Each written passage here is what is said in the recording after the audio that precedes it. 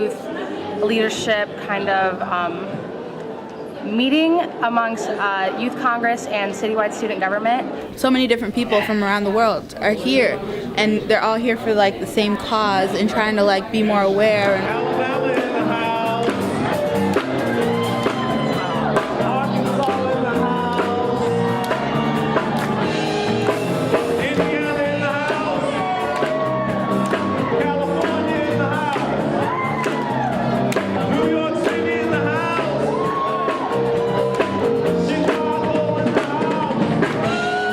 I didn't know like all different states was coming to Minneapolis to do it. We have two separate groups that are here. We have the Minneapolis Youth Congress. The Minneapolis Youth Congress is housed under the Youth Coordinating Board, comprised of about 30 to 50 young people. And the other group we have is citywide student government from the Minneapolis Public Schools.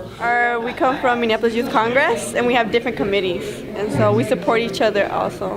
We're trying to close the achievement gap and the graduating rates, and we're also trying to close the gap between suspensions.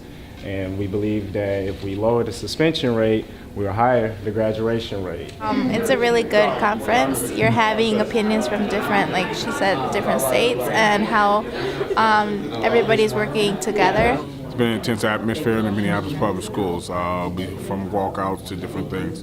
So we thought this would be a great place to bring student leaders here.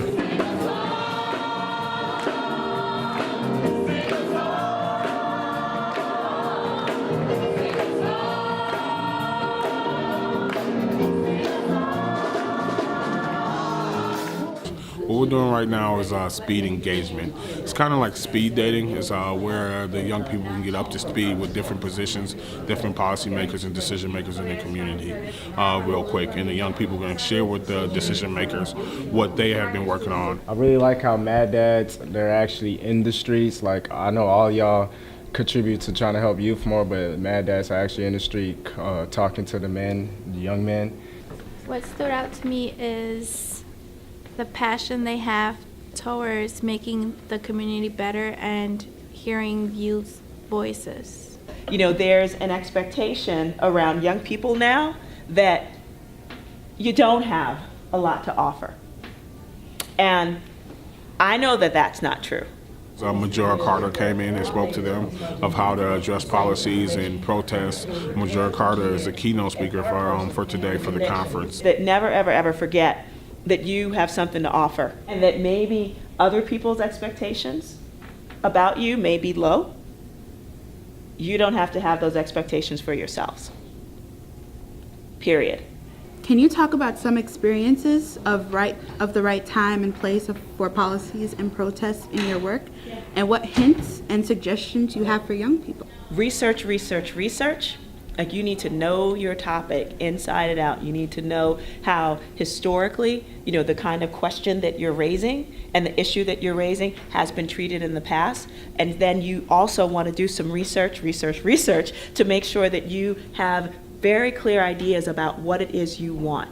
Like, I personally have never been a fan, you know, of just like, you know, you go in and you protest against something. You want to go in and be advocating for something.